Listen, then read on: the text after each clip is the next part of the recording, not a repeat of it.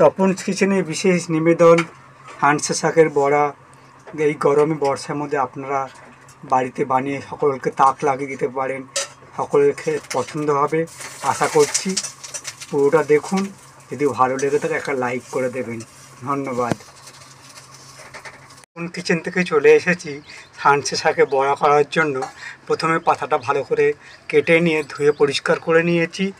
ভাজার জন্য সর্ষের তেল নিয়ে নিয়েছি। সর্ষের তেলে খুব স্বাদ হয় আর খেতেও খুব টেস্টি হয়। এই বর্ষাকাল, বৃষ্টি আরম্ভ হয়ে গেছে, তাই আপনাদেরকে ভাবলাম একটা বড়ার রেসিপি করে দেখাই।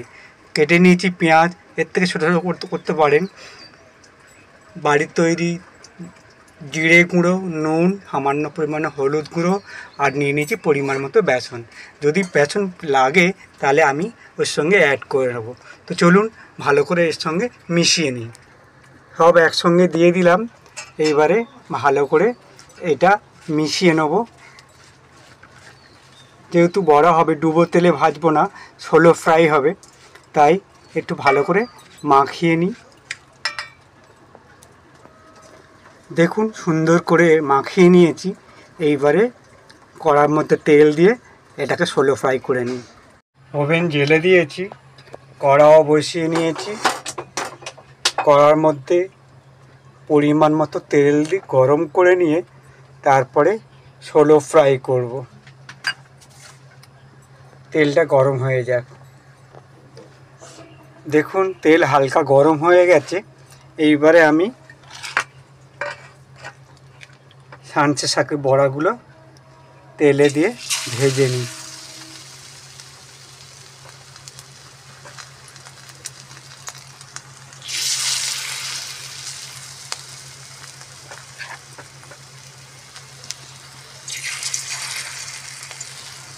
বেশি দিলাম না, 2-3টে করেই দিয়ে ভালো করে ভেজে নেব। এক পিঠ ভেজে উল্টে নিয়েছি, বাকিটা ভালো করে ভেজে নিই। একটি পাত্রে তুলে নিয়েছি, দেখুন লাল লাল করে ভেজে নিয়েছি। বাকিগুলো এইভাবেই ভেজে নেব। দ্বিতীয়বার দিয়ে তেলে ভালো করে ভেজে নিচ্ছি। দেখুন দ্বিতীয়বারটাও ভাজা হয়ে গেল। এবারে এটাকে তুলে নেব। তৃতীয় শেষবার মতো দিয়ে দিয়েছি, ভালো করে ভেজে নিই।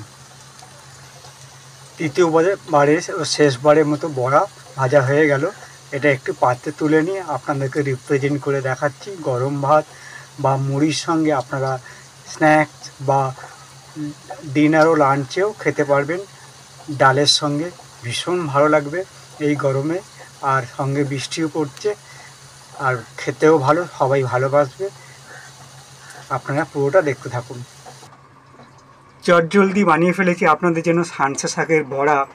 এই গরমে বর্ষার মধ্যে আপনার লাঞ্চ ও ডিনার, মুড়ি ও গরম ভাতের সঙ্গে ডালের সঙ্গে মিশিয়ে খেতে পারেন। ভীষণ ভালো, উপকারী, স্বাস্থ্যকর এবং খেতেও ভীষণ ক্রাঞ্চি ও টেস্টি। সকলের জন্য এই ধরনের রেসিপি আপনারাও বানাতে পারেন। যদি ভালো লেগে থাকে তপন কিচেনে একটা লাইক করে দেবেন।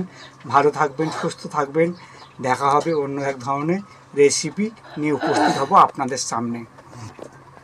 ধন্যবাদ।